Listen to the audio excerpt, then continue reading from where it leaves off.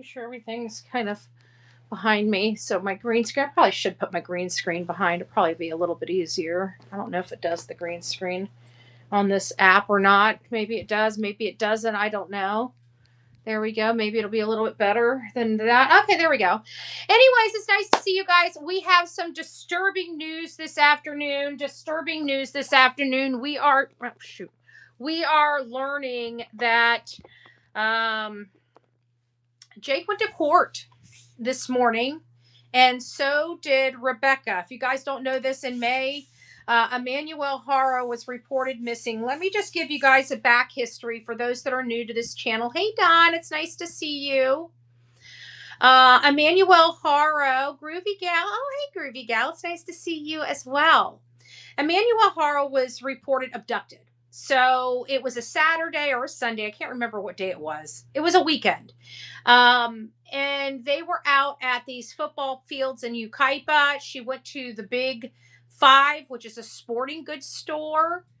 Hey guys, who's this? Groovy Gal Leslie, Shano, Dee Dee. It's nice to see you, Jerry Lynn, Tanya, Show Poodles, Catherine, Carol. It's nice to see you, Donna, Amelia, Deanna. It's nice to see you guys. So many of you guys already know the history of this story. Well, she said that when she got there to the sporting goods store to get a mouth guard for her stepson, she realized her son, Emmanuel, this precious baby right here, she realized that the child had soiled himself. So she figured she would change his diaper out there in the vehicle. And when she got set up out there, she got clunked over the head by somebody that came up behind her and said, "Hola," implying it was a Hispanic male. And when she woke up from the ground, her baby was gone. And she goes into the Big Five store asking if anybody had come through with a child or if they seen this child, and asked the people inside to call law enforcement. Law enforcement gets out there. Obviously, she's got black eyes, or at least one black eye. The other one appeared to be covered up by makeup. We could really see it in her mugshot. You know, when she didn't have any makeup on, you could see the second black eye. But she was wearing a black eye that day, and she was basically saying that it happened because of the Hispanic male that ended up hitting her in the face. And none of that was true. None of that at all was true. And so we learned through the investigation from law enforcement that this child I think it was October. No. I can't remember what day it was. Was it May? I don't remember. But it was like the 5th through the 14th, whatever month that this happened in. Let me just look that up because I can't remember what months. I know it was this year, and I want to say it was like...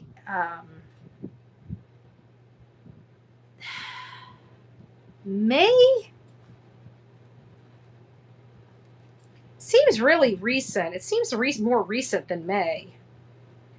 But as soon as this gets on, I'll look it up. I don't know why my brain is running blank on the fine details of this case, but it truly is. Come on. Control new. Emmanuel Haro. There we go. Father pleads guilty. This is all just coming out.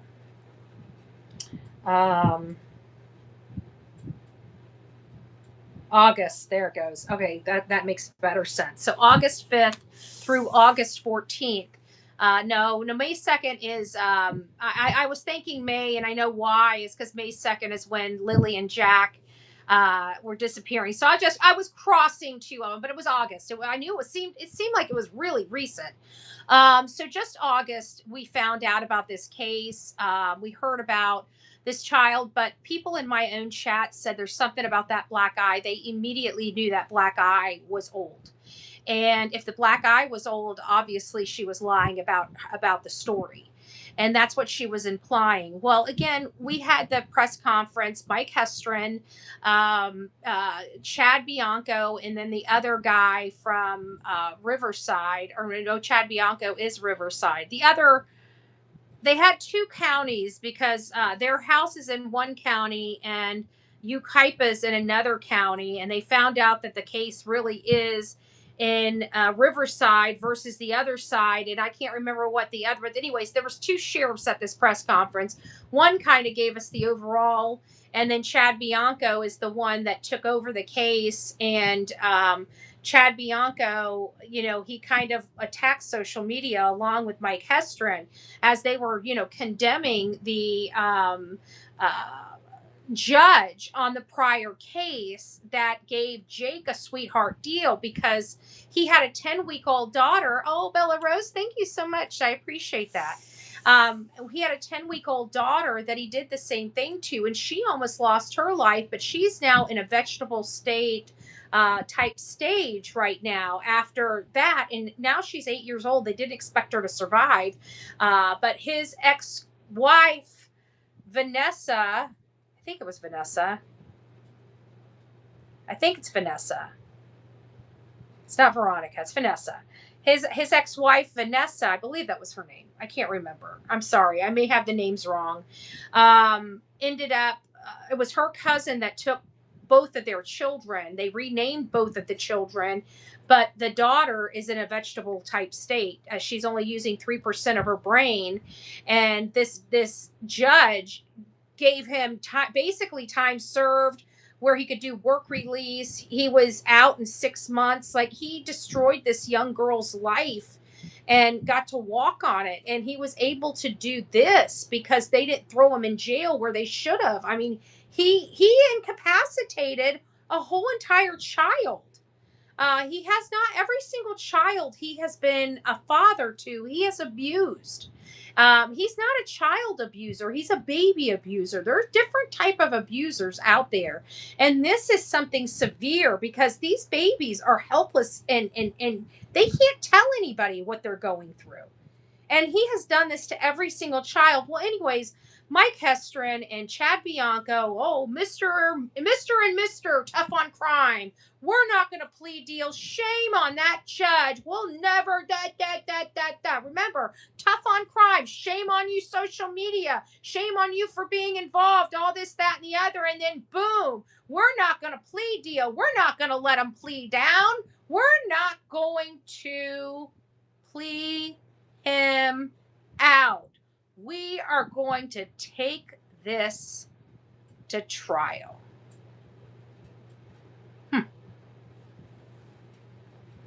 Okie dokie. This should be interesting because we just heard a plea deal has been complete and that Jake just went into court and pled guilty to everything. And now is going to have to get sentenced and is going to be sentenced. Let me just bring you guys back here. Is going to be sentenced. Let me bring you guys up to snuff. Not happy camper. I'm not a happy camper. Not a happy camper at all. So the father of missing 7-month-old Emmanuel Haro pleaded guilty Thursday morning on all charges, including second-degree murder in Riverside courtroom. Jake Haro entered the guilty plea during what was scheduled as a felony settlement conference. Okay, thank you for all the little things. Why did I do that? According to NBC Palm Springs reporter Brett Rosen, who was present in the courtroom, Haro was visibly emotional, crying as he admitted to killing his infant son. Emmanuel's remains have not been located. Jake Haro's wife, Rebecca Haro, also faces murder charges in connection with the case. She continues to plead not guilty. She did not accept any type of plea deal, and she has not pled guilty to any crime related to her son. She continues to plead not guilty. Her felony settlement conference has been scheduled for October 28th, with preliminary hearings set to begin November 3rd. Emmanuel Haro was reported missing in May. Oh, he was reported missing in May. I thought it was August. The case has drawn significant... Are we sure it was May? Does seem... Well, I just read something that said August 14th. I think this isn't accurate. The case is drawn. I'll check it out. We'll fact check everything and make sure we got the dates right. Because I was saying May, then I read that it was August 14th, which made sense. And I started thinking. I remember it was something 5th through the 14th, and when I saw August 14th, it all clicked. So maybe this is the reason when I read this. This is why I thought it was May, is because it says May here, but I don't think it was. The case has drawn significant attention across Coachella Valley as authorities continue searching for the infant. Jake Haro sentencing is scheduled for March 3rd. NBC's Palm Springs Brett Rosen was in the courtroom for today's proceeding and will provide updates later on the developments. So that is what we have here. We've got this. Let's see what they say here.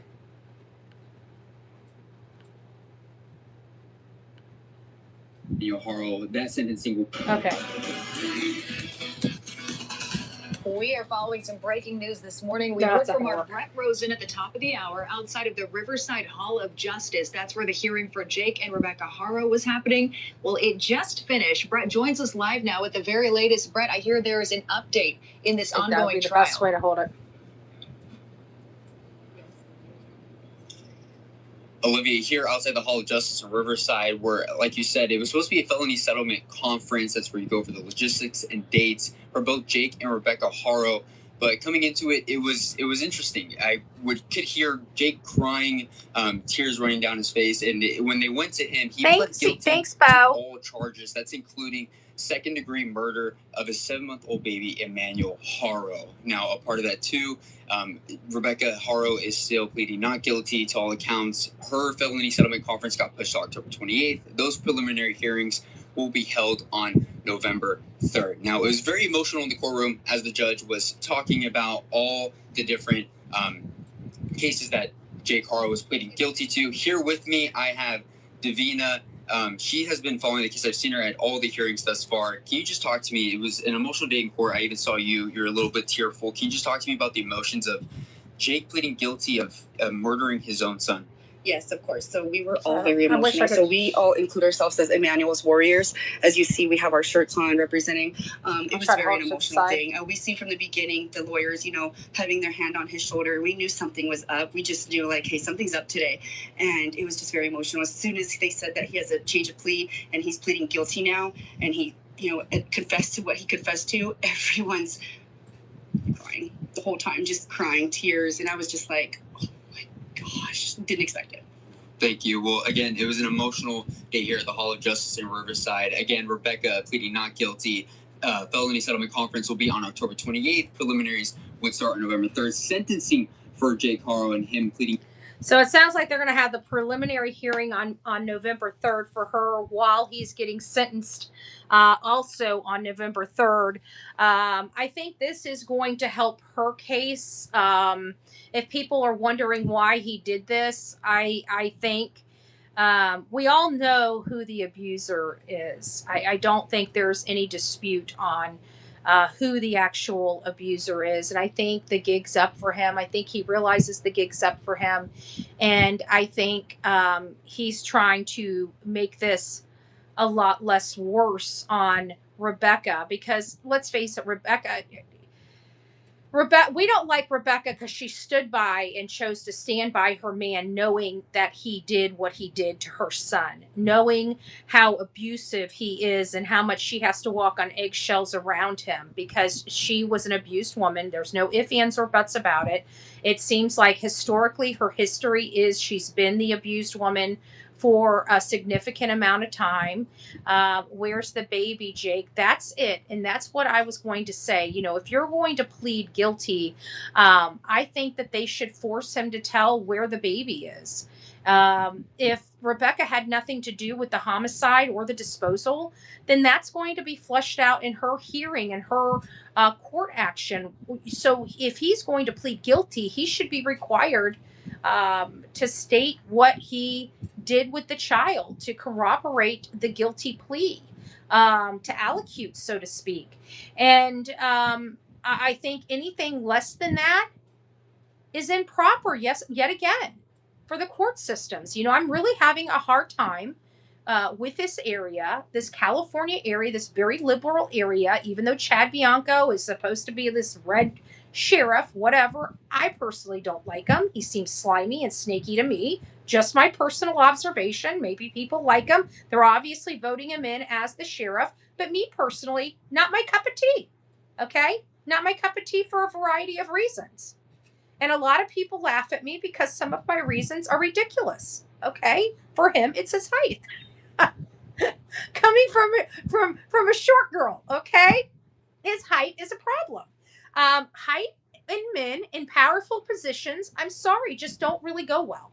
And you guys know why. I stereotyping, okay, I'll take it. I'll own it. I stereotype. Whatever. I think everybody does in part. But he also was wanting to come out and look tough on crime, wasn't he? And then look at how where we're at. We were going to trial, right? Now look at where we're at. The DP is still in this state, even though it has been tabled. It has a moratorium on it. Basically, nobody is doing any activity when it comes to the DP or people scheduled DP and the folks on death row. So it's still on in the books, and we know that because as of this case, we checked that out. But many judges, even though there's a moratorium and not it's not abolished, they're still not sentencing people with those tougher penalties. So I anticipate, please be over 25 years to life. I mean, I think with the second degree murder, I think that let's look that up, because I think the judge's hands might be tied, because he remember, they went after him on first degree murder charges. Remember that. And now it's second degree murder charges. So, or maybe it was, I don't know, but they did, what's second degree? So let's do second degree murder sentencing guidelines, California.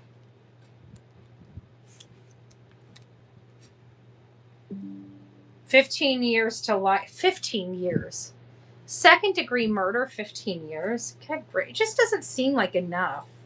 I mean, we want double digits. It's not like prison's easy. Let's face it, folks. Prison is not easy, and 15 years is a lot of time. But if there's sentencing enhancements or aggravating factors, which I think there are here, it says, okay, here, let me just read it all to you guys so you guys can get what it says here. According to Google, let me put that caveat on here. And let me just read everything for you. This is the AI overview that comes up in Google now, and it says, in California, a second-degree murder conviction typically carries a sentence of 15 years to life in state prison. However, this can be increased by aggravating factors or specific enhancements, such as committing the murder of a peace officer, which could lead to 25 years to life, or even life without parole. In some instances. So they can even put life without parole for a second degree murder with aggravating circumstances. And there might be some because he has the past history with promise faith. That might be I hope he gets life without parole. That's what he deserves. If they're not going to give him the DP, which I don't think they will give him the DP because he pled guilty to the second degree, not first degree, which is a big difference. Other factors like prior conviction, cruelty, committing the murder to avoid arrest can also lengthen the sentence. So the standard sentence of just second degree is 15 years to life in prison. This is based on a sentence for second degree murder. Now, sentence enhancement in aggravated factors, it says 25 years to life. This is possible sentence if the victim was a peace officer. So it looks like if the victim was only if the victim was a peace officer, the way it's here. But I have to think that this is enhanced or aggravating factors, like this being a baby, and this not being his first offense. I would think that might, um, this. I think the peace officer might be just an example, as opposed to it being the only thing written in the statute. But I'm not looking in it further than this. Life in prison without parole. This can be imposed if the defendant intended to kill a peace officer and used a firearm or other deadly weapon. I don't think that they can determine what was used on this child because the child has not been found. Factors that can increase the sentencing is committing murder to avoid arrest or escape from custody, inducing or joining with others to commit the murder, previous convictions, cruel or brutal acts. I think all of those are going to be taken into consideration because I think that his actions were depraved, right? They were depraved. Factors that may influence the sentencing, like aggravating factors, these can lead to more severe sentences. For example, cruelty of the crime or history of violence. I think we got check marks in both of those categories because this child, they stated, was abused over time. And by him admitting or pleading guilty to this, then he's acknowledging that all of that information in that complaint be true against him. Mitigating factors. These can lead to less severe sentence. For example, mental illness, difficult upbringing. We haven't heard any evidence of that to help mitigate those factors or those enhancements, in my opinion. Other circumstances, the specifics of the case, such as the location, nature of the crime, will be considered by the court during sentencing. This was a baby. This was the second baby. Okay?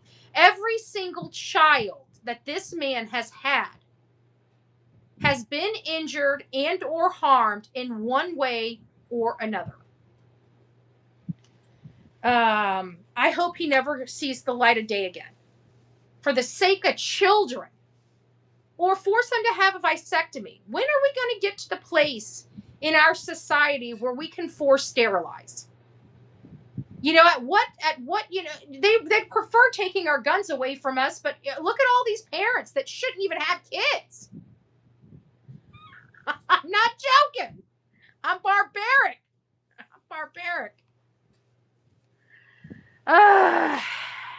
What do you do?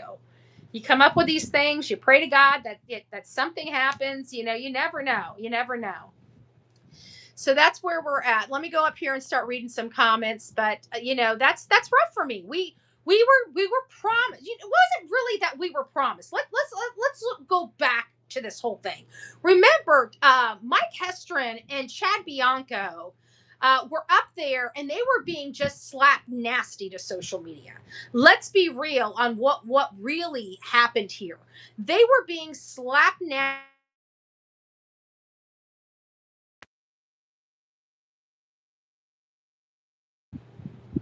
Hopefully you guys can hear me. My mom's calling in. Mom, when I'm this way, do not call my phone, please. It doesn't. It never works because I'm using my phone to run the show. Because, anyways, I forgot what I was just about to talk about.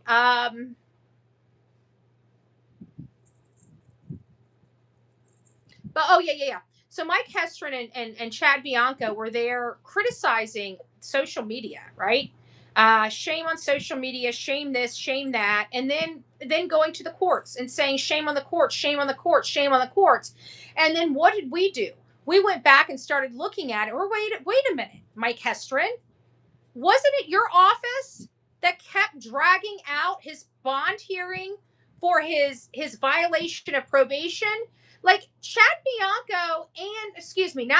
Mike Hestron could have had Jake in jail a long time ago.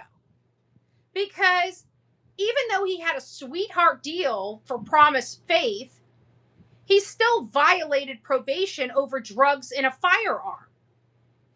And they drug it out. Mr. Mike Hestron blaming the judge and shamed the judge this and shamed the judge that and blah this and blah that. Well, after that, we find out that they're just going to not be tough on crime and Just get along to get along. The same old bullshit in California. Here we go again. Now, Jake Haro has pled guilty. Let's listen to the sentence. No sentence other than DP, which they can't do because he didn't confess to first degree murder. So we've got second degree murder. So the best we're going to get is 25 to life. And he should be life without the possibility of parole. We'll see what they give him. If it's going to be another sweetheart deal. If they give him 15 years, screw the state of California. I have a whole show. Well, not a whole show. Part of a show designated to North Carolina. You would not believe the kinds of people that they're just letting out on their street in North Carolina. If you folks are in North Carolina, I feel for you. I worry for you. You're in danger. You're in danger from your own government. They're throwing some major criminals out on your streets. And I've got just a few of them. Just a few of them. I saw somebody, oh, there we are. Oh, Serenity. It's nice to see you. They need to stop giving all these, yes, plea deals. I'm telling you. Well, they said he pled guilty, but I have a funny feeling he pled guilty for a reason. It's either a plea deal for him, or it's, and I don't care if he cries. Who cares? Oh, he was so emotional. He wasn't emotional when he unalived his son. He wasn't emotional when he beat the crap out of his 10-week-old child. He wasn't emotional at that point. Now he wants to be emotional. Okay, well, whatever. Anyways, he's Jake Haro pled guilty today. Rebecca Haro still saying she's not guilty. What we're going to find out is that he's the one. What she's going to do is everything's going to be blamed on Jake. She's going to minimize her involvement, even though she's the one that set up all of this. She's the one that went into the store to get the money to pawn the stuff. She's the one that asked about the cameras around that community, that big 5 a week before. She's the one that called in the law enforcement and said she was beat up by somebody. He had her set up everything. So she was a part and a party to all of this. And she's basically going to blame everything on Jake and try to say, hey, I didn't have any involvement in this. Yes, you did. You knew what he did to your child. You lied and you stood by your man and continued to lie at the peril of your own baby son. Just horrible. Just horrible. She's the broad that chose to stay with the abuser. Yes. And she ruined her relationship with one of her own children. She doesn't sound like she's been a good mom for a really long time. And it sounds like there are substances involved. And we always find out in every single one of these cases, everybody knows if you've been with me for a significant amount of time, I say that there are always 3 main components. 3. In every single case we have on the Bullhorn Betty channel criminal case. I know that sometimes we get political and stuff like that, but these cases that we talk about here where there's missing people or deceased people, whether it's adults or children or babies, there's 3 components that we always talk about on this channel, and it is substance abuse, alcohol abuse, and family violence, domestic violence. Okay, one of those things, every time we have a case, 1, 2, or all 3 of those items are a factor in those cases. And I find that to be true in every single case we cover. If you were to eliminate those 3 things, we don't have crimes. We don't have death. We don't have destruction. Every single case we cover on this channel has one of those 3 factors in it, if not all of them. So if we can cut out substance abuse, cut out alcohol abuse, and cut out domestic violence, our violent crime around this country would be at an all-time low. An all-time low, if at all. We might be as safe as South Korea. In all fairness, we don't have to live in violence. We choose to. We don't have to live in crime. We choose to. We pay enough money around this country for law enforcement that we deserve to live crime-free. And if we're not, there's a reason. Because other countries don't live like us. They just don't.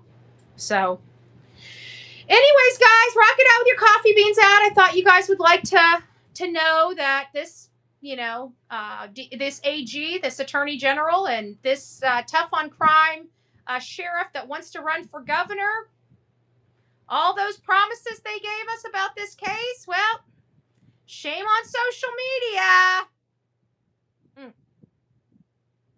Wow. I just want to say shame on the state of California.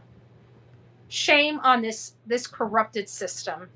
Shame on all the victims that are victimized because of their crappy policies. Just shame. So the next time anybody from California wants to come here and school social media, shame on you. Shame on you. Get your own house in order before you worry about somebody else's. All right, guys. God bless.